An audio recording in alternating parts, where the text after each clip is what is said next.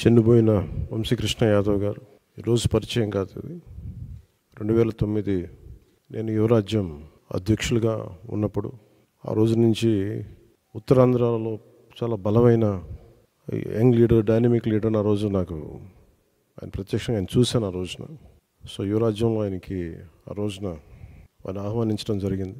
కోఇన్సిడెంటల్గా మళ్ళీ 2009 తర్వాత మళ్ళీ 2023లో ఎమ్మెల్సీ అభ్యర్థిగా ఉండి కూడా మనస్ఫూర్తిగా ఈ రోజున జనసేన పార్టీలోకి వచ్చినందుకు మనస్ఫూర్తిగా శ్రీ చెన్నుబోయిన వంశీకృష్ణ యాదవ్ గారిని మనస్ఫూర్తిగా ఆహ్వానిస్తున్నాను.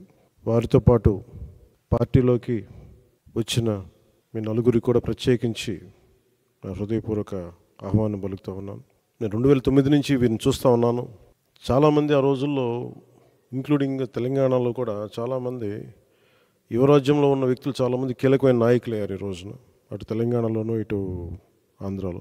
సో ఆ కోవకు చెందిన శ్రీ వంశీకృష్ణ యాదవ్ గారు మనస్ఫూర్తిగా మళ్ళీ ఇంకొకసారి రావటం, ఇందాక ఆయన అన్నట్టుగా తిరిగి సొంత ఇంటికి నేను వచ్చినట్టుగా ఉందంటే మనస్ఫూర్తిగా నేను అదే దృష్టితో చూస్తూ ఉన్నాను. ఇది అలాగే ఆయన వచ్చిన విధానం నాకు చాలా నచ్చింది. ఏ సమస్యల మీద ఇవన్నీ ప్రస్తావించకుండా భావజాలం ఇది మరింతగా ఆకట్టుకుంది. ఆయన పార్టీలోకి రాకముందు జరిగిన చర్చల మీద నేను అర్థం చేసుకుంది.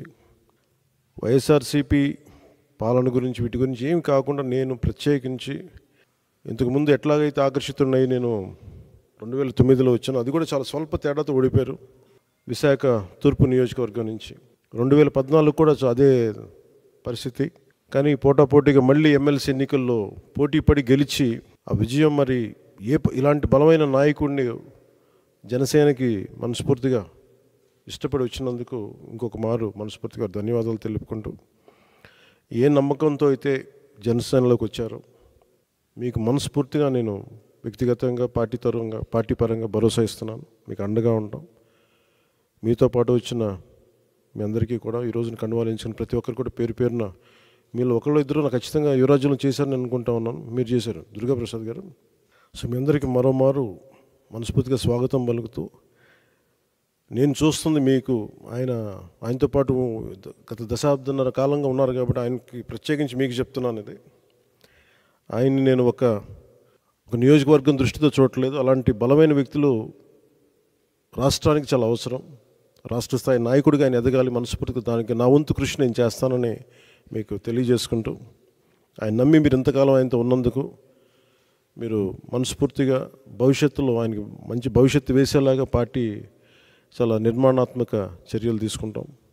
చాలా బలంగా ఆయనకి అండగా ఉంటామని తెలియజేసుకుంటూ, దీనికోసం ఆయన పార్టీలో చేరిక వచ్చిన ఇక్కడ జనసేన నాయకులందరికీ, దీనిని ఒక క్రమంలో తీసుకొచ్చిన పిఎస్సి చైర్మన్ పెద్దలు నాయకులు నాదెండ్ల మనోహర్ గారికి కూడా ప్రత్యేక ధన్యవాదాలు తెలుపుకుంటూ, ఈ సందర్భంలో ఎన్నికలు రాబోతున్నాయి.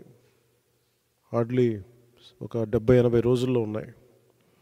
ఈ ఎన్నికలు ఆంధ్రప్రదేశ్ భవిష్యత్తుని నిర్దేశించే ఎన్నికలు ఇవి.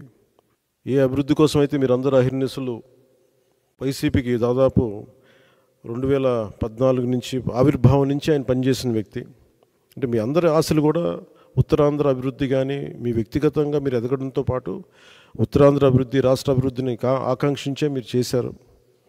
అది ఎంతవరకు జరిగిందనేది మీకు అందరికీ తెలుసు. కానీ మీ ఏ ఉద్దేశం కోసం అయితే మీరు రాజకీయాల్లోకి వచ్చారో, ఏ ఉద్దేశం కోసం అయితే ఒక పార్టీని యువరాజ్యం తర్వాత మళ్ళీ మీరు నమ్ముకొని వైఎస్ఆర్సీపీలోకి వెళ్ళి చాలా అండగా నిలబడిపోయారు. మీరు ఇంత మాత్రం ప్రేమ నమ్మకం చూపిస్తే దానికి నేను 100 చేసేవాడిని. సో దాన్ని దృష్టిలోనే పెట్టుకోండి. ఇది ప్రత్యేకించి సందర్భంలో చాలా మాట్లాడాలని ఉంది, కానీ ఇంకా సమయం ఉంది, వాటి గురించి మాట్లాడతాను. ఇంకా నాకు ఆంధ్రప్రదేశ్ భవిష్యత్తు చాలా ముఖ్యం. జనసేన చాలా కీలకమైన పాత్ర వహించాలి భవిష్యత్తులో. ఆ కీలకమైన పాత్రలో వంశీకృష్ణ యాదవ్ గారు కూడా చాలా ముఖ్య భూమిక వహించాలి. దానికి నా వంతు కృషి చేస్తానని తెలియజేసుకుంటే మీ అందరికీ ధన్యవాదాలు తెలుపుకుంటూ సెలవు తీసుకున్నాను. జై జనసేన, జై హింద్.